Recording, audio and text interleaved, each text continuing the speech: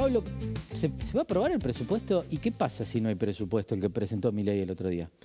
Bueno, presentó un presupuesto muy diferente a otros, lo dijo, lo habían anunciado. De hecho, cuando Milei habla no presenta el presupuesto, sino que hace todo un discurso más político. Era un medio camino entre la apertura de sesiones ordinarias y cuando asumió la presidencia, ¿no? Una cosa en el medio.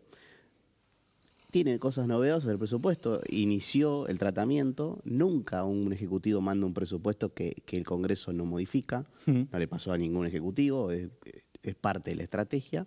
Ahora, lo cierto es que este gobierno empezó prorrogando el del año anterior, cosa que se puede hacer, es una ley que lo permite. Lo mismo le ocurrió al presidente Alberto Fernández cuando empezó, hizo lo mismo. Básicamente ambos aducen en la situación la crisis económica, en el caso de Alberto Fernández la crisis de deuda y en el caso de Milei la herencia, por decirlo de alguna manera.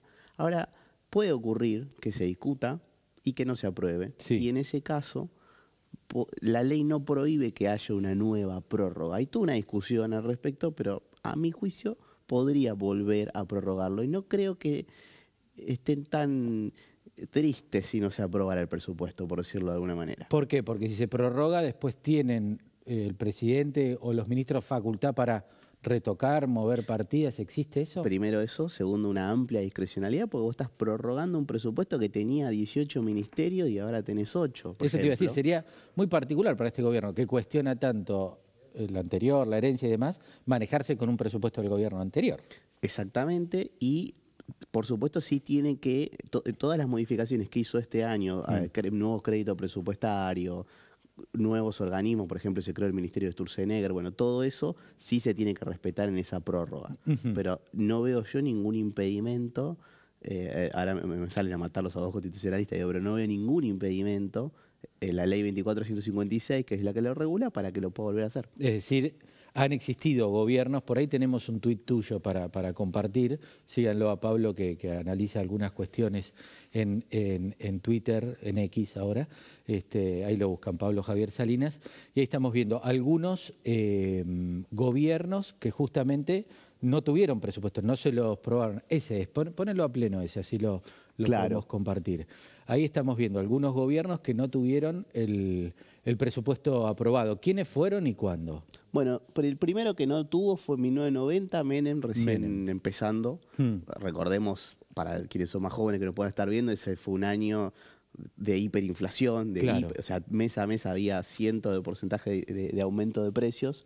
Y tampoco estaba esta ley que yo acabo de mencionar de administración financiera, todavía no existía, se crea en 1992.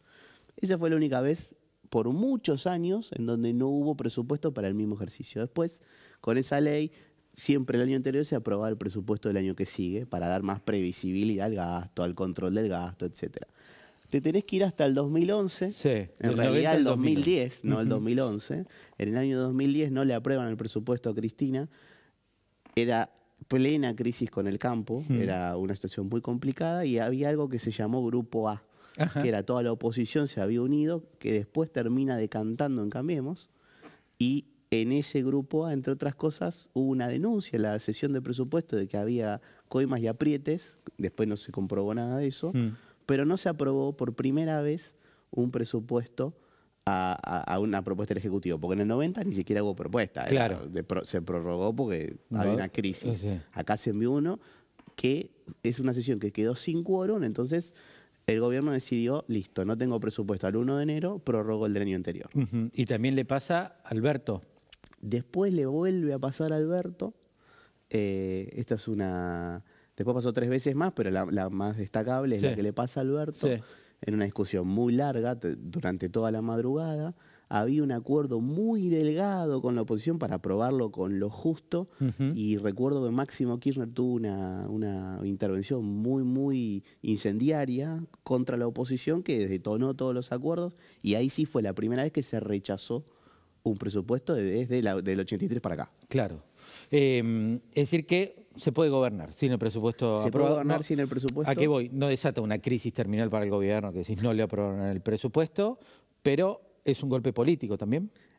Sí y no, porque de alguna manera Milei todavía mantiene como una comunicación de campaña y no de gobierno. El otro día fue una muestra más de eso, queriendo encontrar en toda historia de un villano, digamos, el villano de Milei es el kirchnerismo, buscó pelearse con el jefe de bloque, con Germán Martínez de Unión por la Patria, que estaba ahí presente, porque los senadores de Unión por la Patria no fue ninguno, solo fueron diputados. Él busca esa situación y la verdad convengamos que con tanto ataque, analicemos la performance del gobierno y el Congreso. Sí. Una ley le llevó 6 meses a aprobar, que fue la ley bases, y el paquete fiscal totalmente del proyecto original a lo que terminó saliendo, nada que ver.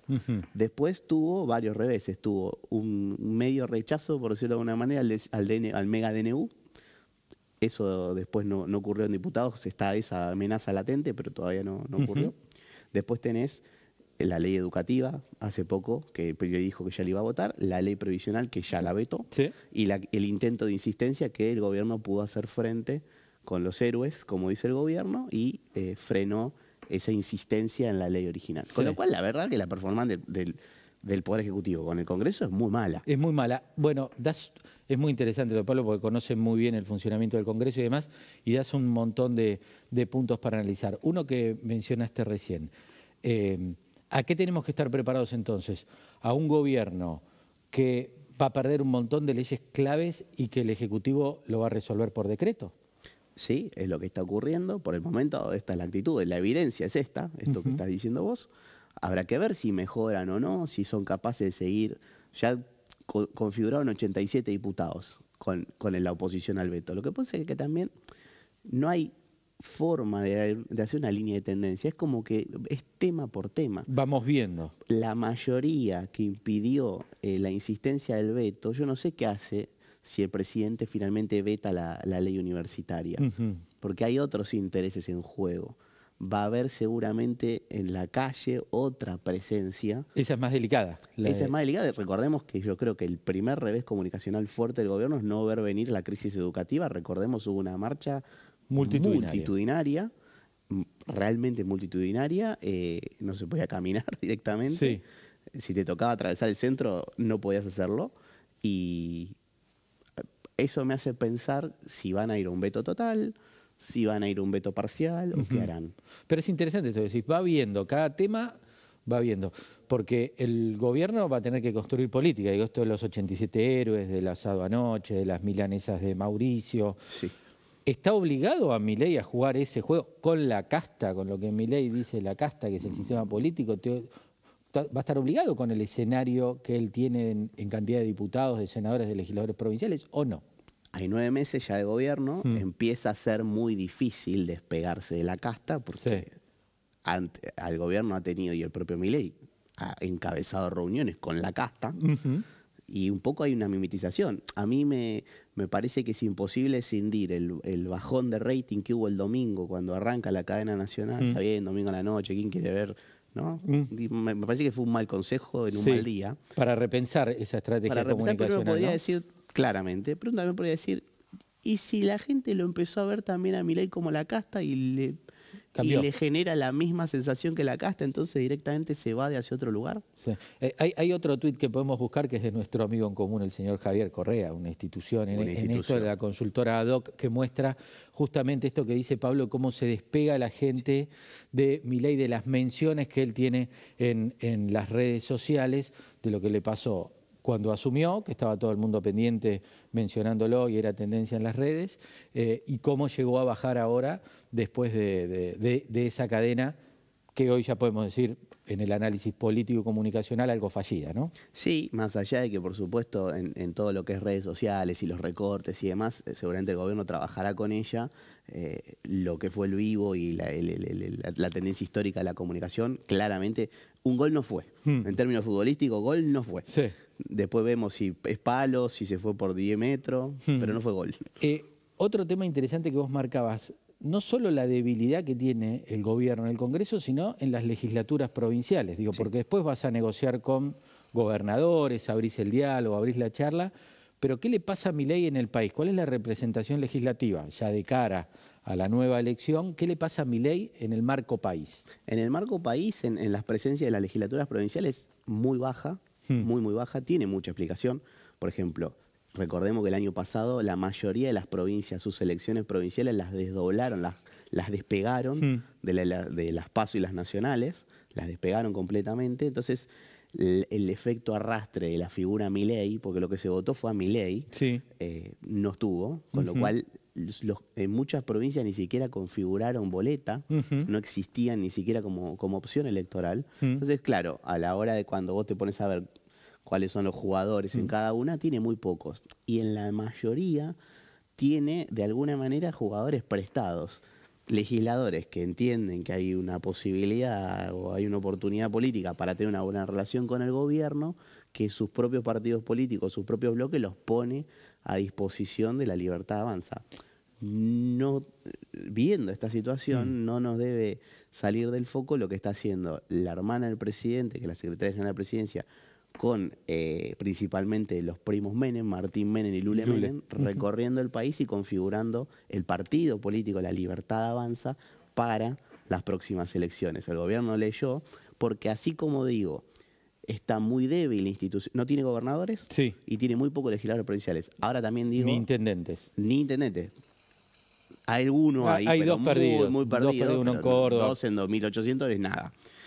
Nada. Y tiene todo para ganar en el año que viene. Ahora, ahí vamos a ir el año que viene, pero esto es muy interesante porque si Milei se desengancha de este apoyo popular que tiene la gente, que lo sigue bancando con las medidas que se han tomado, con el ajuste, el contexto económico y demás, pero tenés tanta debilidad institucional en el Congreso como fuerza política, digo, Milei, y no hablo de la gobernabilidad, mi mirada es ojalá que pueda tener los 4 años, que todo funcione, pero en ese sentido es muy finita la ecuación, ¿no? Porque si cambia el humor de la gente no parece tener un respaldo político, más allá del proprestado, que lo pueda sostener bien al gobierno. Bien, pero vos, en términos, vos usaste un ejemplo matemático. ¿Te acordás cuando éramos chicos? Que te ponían una cosa enorme, horrible, que la veías y ya te daba miedo, que había un lío igual a otro lío?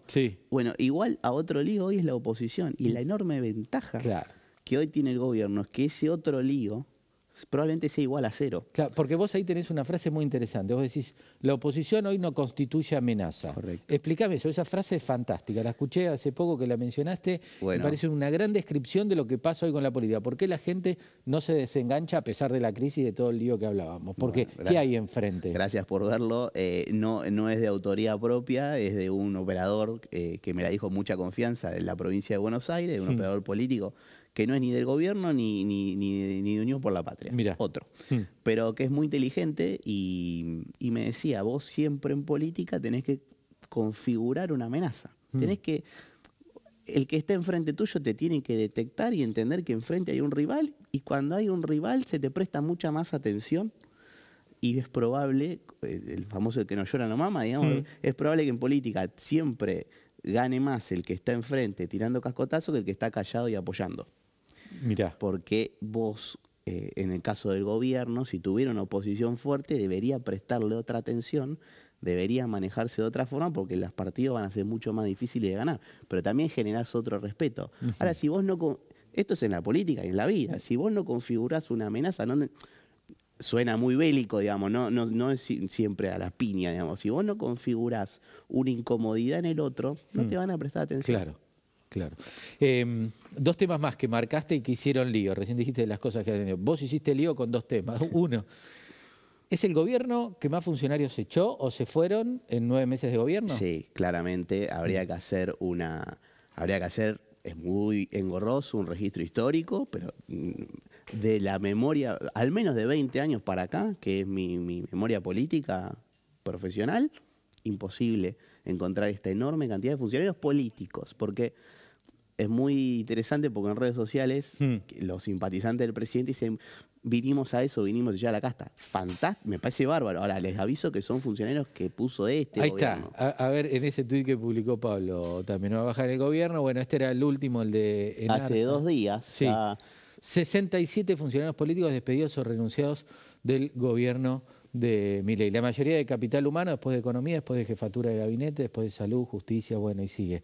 En 281 días, 67 funcionarios afuera. Eran funcionarios nombrados por este mismo gobierno. Que eligió este gobierno, que empezaron con este gobierno. Se han ido ministros, se fue un ministro de Infraestructura, después el ministerio desapareció, se fue el titular de la AFI, la vieja AFI, que después se convirtió en la CIDE. Se fue el jefe de gabinete, que era un brazo de confianza de Milei. Supuestamente almorzaba, según lo que dice todo el mundo, cuando trabajábamos en el mundo corporativo, almorzaban todos los días, era el amigo del alma. Y lo desconoció en un segundo. ¿Y qué pasa? ¿Por qué crees que se da esta situación, este fenómeno de renuncia? ¿Son funcionarios que no funcionan? ¿Qué pasa? En las últimas semanas se ha ido estabilizando un poco, ha caído, ya no echan a tantos o no renuncian tantos, se empezó a encontrar una normalidad.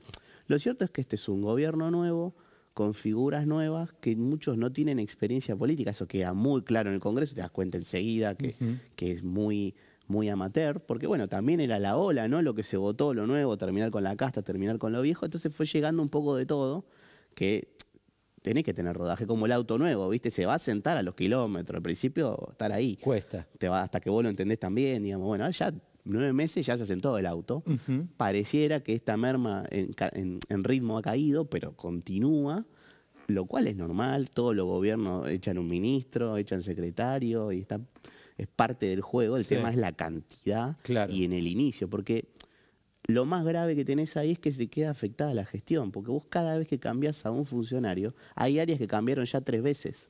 Y además, el mismo cargo ya pasaron 3 personas diferentes. Eso para quienes nos ven, eso es una parálisis en la gestión, porque no hay firma. Es un parate en el Estado. Digo, me pasa y conozco un caso muy de cerca que es gente que está ahí y no sé qué hacer. Hace 20 días que no tengo jefe, que no tengo secretario, que no tengo firma, ¿no? Exacto. Para la gestión eso. Y después, entonces, que no sorprenda cuando tenés un galpón explotado de alimentos en una crisis alimentaria. Claro. Hay fallas de gestión. Capital Humano hoy es el ministerio hasta el momento que más gente ha echado o le han renunciado. Una más del gobierno de Milei, porque después te quiero preguntar por otros espacios políticos y entender qué está pasando. ¿Y los viajes del presidente? Bueno, otro lío que hiciste también. Eso es todo culpa de Salinas. Me generó mucho amor en redes sociales. Me imagino. Sí, me sentí muy querido. Y son datos. Es como cuando tenés fiebre, lo peor que puedes hacer es enojarte con el termómetro. Es el que te da el dato, digamos. Tenés que ocuparte de otro problema. Claro. Y bueno, entonces los viajes están, los hizo y no está mal. Por supuesto que una de las responsabilidades de un presidente es representar al país en el exterior. Lo que vos cuestionás es que en buena parte de esos viajes no eran por cuestiones del país, institucionales, de gestión de gobierno, sino que tenían que ver más con cuestiones políticas partidarias. Agenda que no está mal, pero el tema es que si un gobierno vino a decir que terminaba con los privilegios de la casta y viaja al exterior con el dinero de los contribuyentes en una agenda que no beneficia al Estado, suena raro, hace un ruido. Como por ejemplo que los viajes a dar charlas políticas, cuando viajó a España, cuestiones por el estilo. Exacto, le generó un ruido, ¿no? El tweet, el dato y la situación le generó un ruido, digamos, hace ya más de casi 2 meses, creo que el Milei no sale del país, o un mes y pico largo, recién ahora va a ir, que tiene todo el sentido del mundo, a la Asamblea Anual de las Naciones Unidas en próximas semanas, pero varias conferencias de la derecha internacional, Milei no acudió y de hecho la última se hizo, el Foro de Madrid, se hizo acá en Buenos Aires. Claro. Hace 10 días. Claro. Recordémoslo, en el viejo centro Kirchner, Palacio de la Libertad ahora.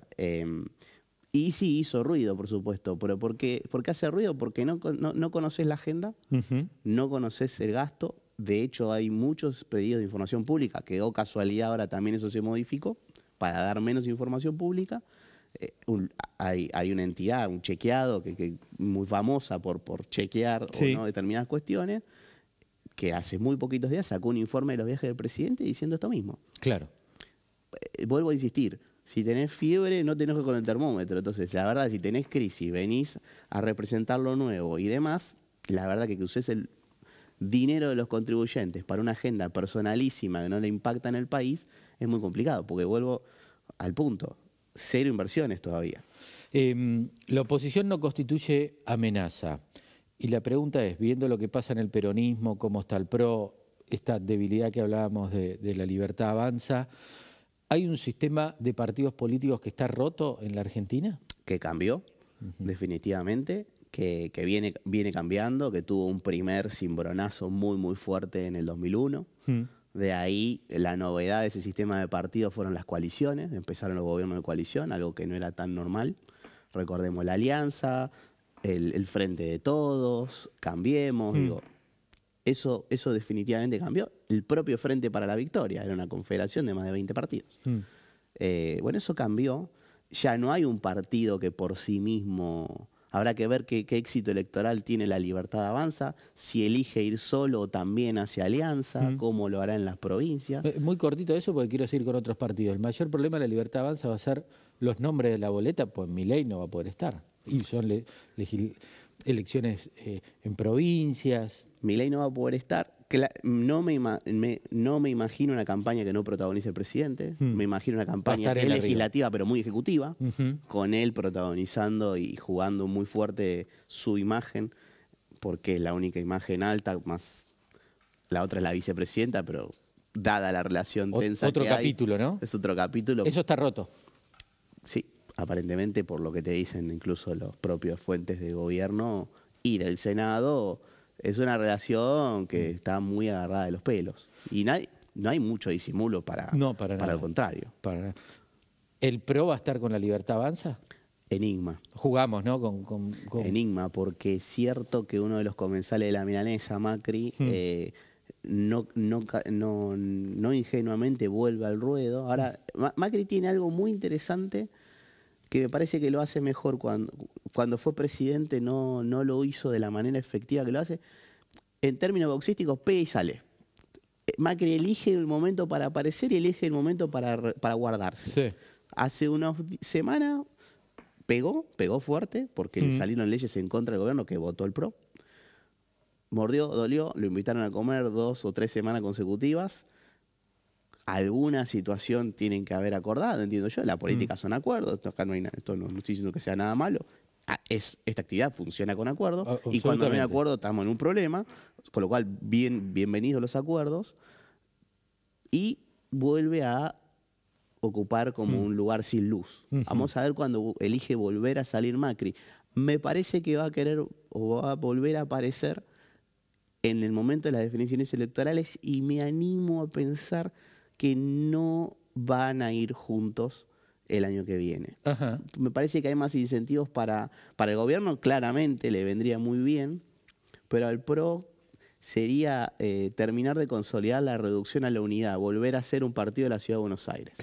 Claro, perder la entidad de partido de fuerza nacional que supo construir el PRO. El problema es que muchos votantes de a pie del PRO se han identificado con Milei. Claro.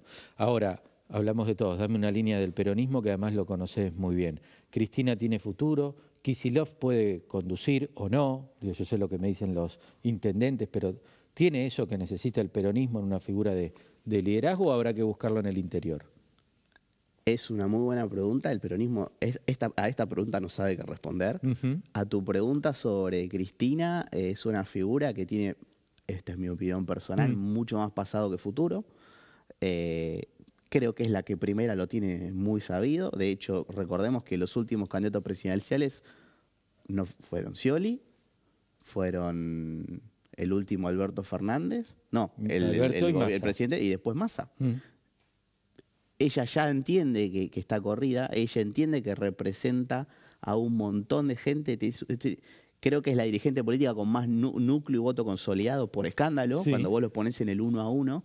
Ahora, la primera que creo que tiene muy claro que por sí misma no gana y que es medio mancha venenosa si encabeza un proceso es ella misma, pero tiene, creo yo, desde la biología y desde la política, desde su hijo biológico y desde sus hijos putativos o políticos, gobernador, habrá que ver de la provincia de Buenos Aires y otros referentes políticos, una responsabilidad de mantener viva su figura para que ellos tengan esos hijos. Y esto lo digo con todo respeto, es una metáfora, claro. Ya me van a matar también por esto, pero quiero hacer una metáfora gráfica para hablar. Tiene que ella acompañar ese proceso para que sigan teniendo éxito electoral y ocupar espacio de poder. Lo último, esta ruptura que tenemos de los partidos políticos y que parecen democracias personalistas, ¿es un fenómeno argentino o mundial? es un fenómeno mundial. La gran duda aquí es ¿a dónde va la democracia? Es una pregunta que está hoy arriba de la mesa. ¿Qué pregunta? En los genios de las perspectivas y demás. El problema, porque si no tenés democracia, lo que tenés probablemente es autoritarismo. Hay mucho miedo al respecto, hay mucho miedo a la inteligencia artificial. Y vos podés mentir. Aún los sistemas más totalitarios pudieron controlar a sus ciudadanos, pero con fallas. El problema es que la inteligencia artificial pareciera no tener fallas. Claro. ¿Cómo te escapas a un control? Es mucho más difícil y hay otro factor aquí que aceleró todo mucho, que cambió un montón de cosas que nunca hay que dejar de hablar, que es la pandemia. La pandemia cambió el mundo del trabajo, cambió las relaciones familiares y cambió a la política. Y a todos nosotros, ¿no? Generó Claramente. como un hartazgo de todo, estoy podrido. Y uno ya escucha o mencionás pandemia y tu cabeza se va a cosas feas. Sí, absolutamente. ¿A dónde te siguen para aprender de todas estas cosas que nos contás? En X, Twitter, Salinas Pablo J, y en Instagram, PJ Salinas Politólogo. Pablito, gracias por venir. Fue un placer la charla. Placer, gracias Sabía por que iba a estar bueno. Gracias. Gracias. Nos vamos, nos reencontramos dentro de 7 días. Han sido muy amables. Buena semana. Chao.